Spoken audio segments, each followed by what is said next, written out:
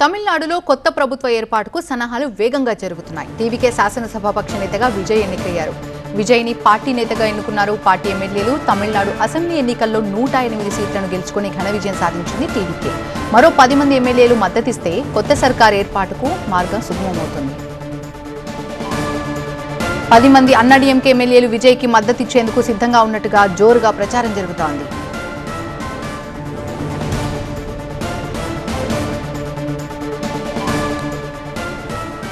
తమిళనాడులో కొత్త ప్రభుత్వ ఏర్పాటుకు సన్నాహాలు వేగంగా జరుగుతున్నాయి. టీవీకే శాసనసభాపక్ష నేతగా విజయ్ ఎన్నికయ్యారు. విజయ్ని పార్టీ నేతగా ఎన్నుకున్నారు. పార్టీ ఎమ్మెల్యేలంతా కలిసి తమిళనాడు అసెంబ్లీ ఎన్నికల్లో 108 సీట్లను గెలుచుకొని ఘన విజయం సాధించింది టీవీకే. మరో 10 మంది ఎమ్మెల్యేలు మద్దతిస్తే కొత్త సర్కార్ ఏర్పాటుకి మార్గం సుగమమవుతుంది.